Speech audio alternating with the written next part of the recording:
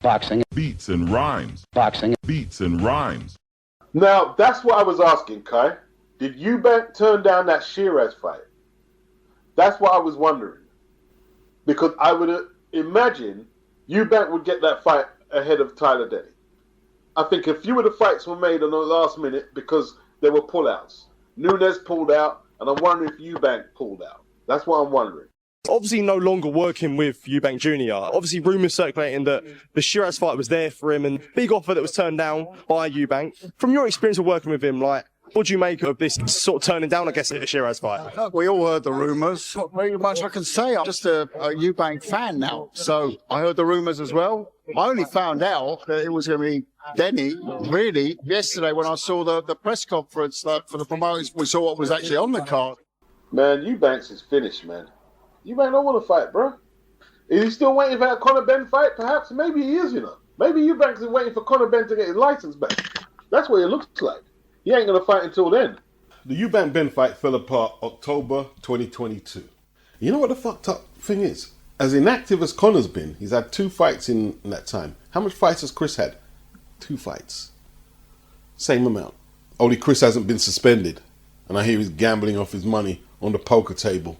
So it's official, he's ducked Johnny Beck and Sheeraz. One fight that was rumoured to be on this card was yourself and Chris EUBANK Jr. I know you won't want to dwell too much on what isn't going to happen, but I know the fans will want to know why it didn't. It's a Riyadh season show. I can imagine from your side, it was see the fight, sign the fight. Yeah. How come it's not Chris at Wembley in September? You got to ask him that question. My team, it was a green light. We said yes to everything. There was no ifs or buts our side, so the ball was in his court. He's built up the reputation to be a very awkward person to deal with outside of the ring. I could sit here and say, yeah, he's scared and whatnot, but it just got a bit awkward. Tyler Denny stepped up to the plate. Listen, even before I found out he ducked, I was hoping Tyler Denny got the shot. Let Tyler get the shot, man. People saying, oh, this isn't a good fight. Tyler Denny deserves the fight more than EUBANK. See, this is what I'm saying. People have been complaining about the card, right? Saying they expected better matchups. What are they saying then? An inactive Chris EUBANK is a better fighter than an active Tyler Denny, European champion, who wants all the smoke.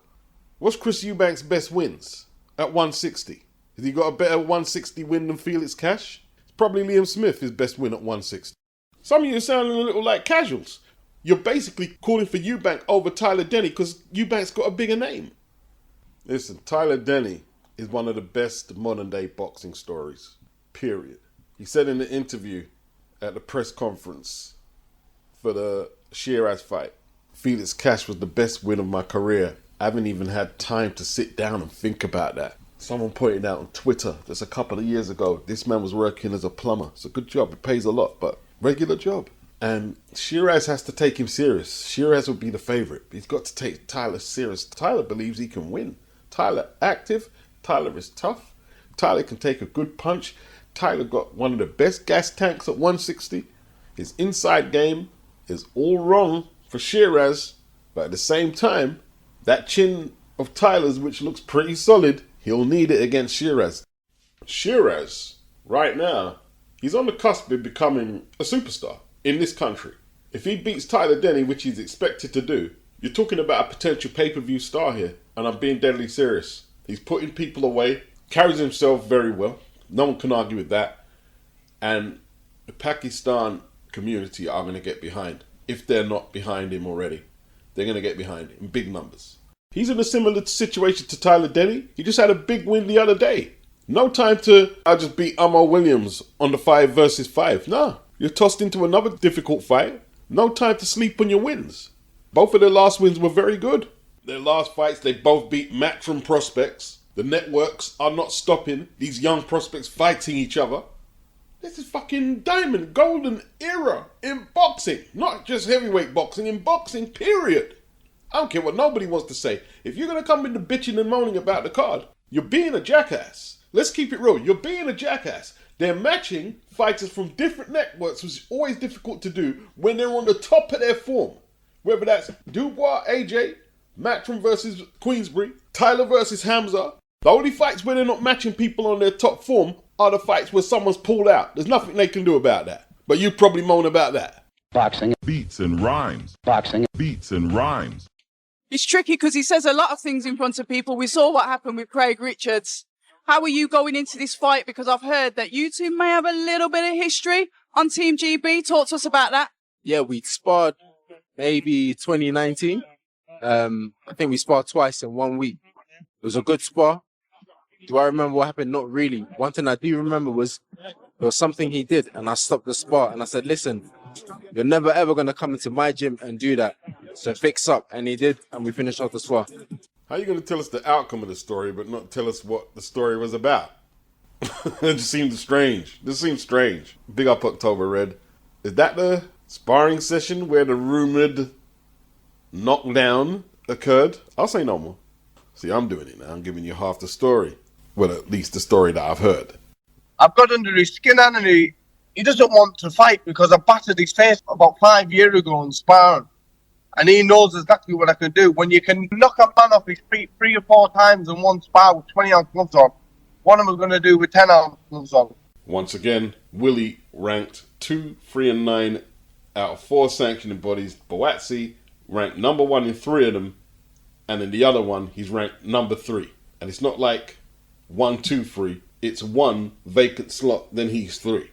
Once again, it's a very good matchup where Anthony Yard should have been in place of Willie Hutchinson. But he's going for his legal dispute. We're not going to talk about that today. He's taking up too much time on my uploads. Can't do nothing about the pullouts. There's nothing you can do. This is a very good matchup. A world-class matchup for the WBO interim title. Can Hutchinson pull it off twice in a row? He was a huge upset against Craig Richards. In my Google poll, it was 90-10 in Craig Richards' favour. Depends on how Buatsi sees it, but is he feeling the pressure? He's turned down world title shots. His career hasn't advanced as quickly as the critics would have expected. That's the truth. Willie, still an underdog, but an underdog who had a career-defining win last time out, and they're comparing Willie's performance against Craig Richards to JB's performance against Craig Richards, who performed better. Some people are opposed to triangle theories. I don't mind triangle theories. Triangle theories to me are more a tool than an absolute breakdown on a fight. Surely, now Buatsi has the heads up on what Willie can do. He's not going to screw up here. He's the natural light heavy. He should be wearing down Willie and stopping him. But Willie, he's got the style and skill set to give Buatsi all the issues he needs. It's like Willie knows how to wind up these South London boxers. He wound up Craig a little. And it looks like he's getting to Joshua Buatsi. They had a little brawl where words were said, got up in each other's faces, and Buatsi lunged and grabbed that Willie, and it got broken up. Boxing. Beats and rhymes. Boxing. Beats and rhymes. IBF didn't explain why they postponed the purse bid between Edward Sugar Nunes, the challenger, 27-1, 27 knockouts. Yeah, you heard that right. Against Anthony Cacace. If I was to speculate, perhaps Frank Warren asked for an extension so they can get this voluntary against Josh Warrington, who's not ranked by the IBF at 130. Yeah. I also heard that Nunes pulled out of the proposed 21st of September date to take on Cacace.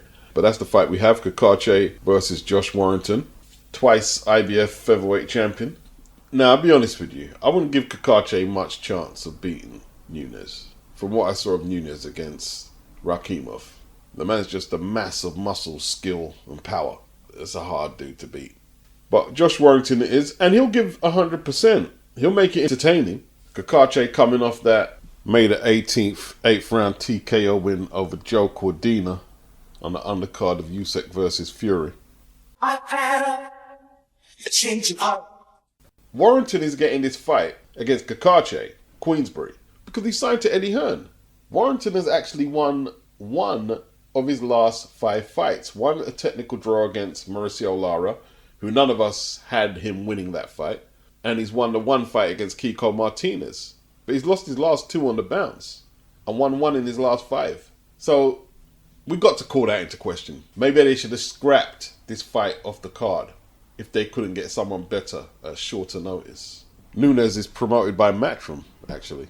I can only imagine he wasn't ready to fight. I don't get it. Warrington lost last time out to Lee Wood in a WBA title defense at 126. Lee Wood is vacated that title and he's moved up, or he's about to move up. And Ben Davidson was being asked why Lee Wood is not fighting Cacace. Now, Ben was a little coy, as he is sometimes, saying that Lee is just recovering from illness, so he might not be ready in time. But he's also not signed with Matchroom no more. He's a free agent. And I'm wondering if that's had something to do with him not getting the fight. Although, you know, Liam Smith is a free agent and he's fighting Josh Kelly. Lee Wood would have been a way more satisfactory opponent for Cacace. Let's keep it real. Liam Smith versus Josh Kelly. Let me just say off the jump, I'm not looking forward to watching Josh Kelly fight. Liam Smith, he hasn't done anything since he was beaten by EUBANK. Josh Kelly got a good win over Troy Williamson, and he's fought a few more imports on Channel 5. I'm just not a fan. I'll be rooting for Liam Smith to win. You were dismissive of Ben. Can I just ask what happened with that relationship? What can you say? Why did you want to venture away from them? That's the whole point. I'm not false. I never will be. I think you knew that about me before. I think Ben knew that before I signed with him. But just one word you've just said there. We never had a relationship. That's the bottom line of it. It was what suited him. Like I said, look, I beat EUBANK. He asked me to go for a meal the next day. I lost to EUBANK. I've never heard of him since. I've never had the phone call since I lost to EUBANK. Let's put it that way. So, you know, he's a piece of shit. I'll just leave it at that. He knows where it stands. I'm not going to sugarcoat it. Does Ben Shalom need to work on his interpersonal man management skills? They seem to be lacking a little. I wonder why Lawrence Okoli left. He's been there barely a year. What happened? Anyway, he really pissed off Liam Smith. He said he's still got a good relationship with Eddie Hearn, Frank Smith, Matchroom, and Frank Warren. He's a free agent, and obviously they gave him a spot on the show. And he said he could get the winner out of Tyler Denny and Hamza Sheeraz. As for the Josh Kelly fight, Josh Kelly can't punch. And at 160, he can't crack an egg open, I would assume. So it's just a matter of, like, has Beefy got anything left after that EUBANK beating? He took a bad beating. Because a prime Liam Smith, Josh Kelly doesn't hold him off. But this isn't a prime Liam Smith, so we'll see. I'm still going to pick Liam Smith. Boxing. Beats and rhymes. Boxing. Beats and rhymes. Mark Chamberlain, 16-0, 12 inside the distance. Turkey Adashik's favourite, apparently. He takes on Josh Padley from Yorkshire, 14-0 with 4 inside the distance. I know nothing about Josh. If there's anything interesting to cover on that contest, I'll come back with something later. I think it was important to get this done on the 21st of September. They wanted to keep to that date. And they've got the meat and bones, main event and undercard. But Dan Raphael said there'd be a couple more fights on there. I don't know what standard or what level. There could be just preliminary bouts, or perhaps something more higher scale. We'll see. Boxing. Beats and rhymes. Boxing. Beats and rhymes. R.I.P. Norwegian heavyweight STEFFEN TANGSTED. He died aged 65. Former European champion. Apparently he suffered a long time with a nerve disease. His left leg was amputated in 2019. He lost the power and strength in both his arms. And he's passed away.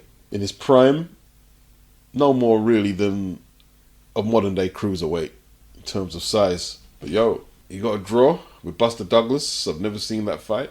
He drew Buster Douglas. That was in America. I didn't realize he had so much fights in America. He got with some people in Chicago. He outpointed Joe Bugner. He fought in the UK once against the Welshman Winston Allen at the Bloomsbury Hotel. I thought that was a Frank Warren promoted card. It might still be a Frank Warren affiliated card because Ernie Fossey promoted it. And that's Frank Warren's guy. Or was. R.I.P. Ernie Fossey. He outpointed Lucian Rodriguez for that European title. I remember that fight. 12-round decision. Lucian Rodriguez actually took Larry Holmes the distance. He lost the belt to Anders Eklund. I remember watching that on ITV. Eklund was an underdog. I was speaking to Tim Witherspoon the other day about the overhand right he landed on Anders Eklund and sparked him out. After the Eklund defeat, he put a run of wins together, and in 1986 he challenged Michael Spinks for that IBF title. Let's keep it real. You know, Spinks avoided the unification tournament where he would have had to defend against Tony Tucker. He avoided that, avoided Mike Tyson, but he cashed in when Tyson became undisputed and lost to him. And Spinks blew STEFFEN away easy in 4. It was nothing more than a sparring session. But STEFFEN, brave as ever, he did his thing. He wasn't a puncher. He had a high work rate, and he tried to stay on your chest. He was a good fighter. R.I.P. And with that, I'm gone. Ghost, peace, sayonara.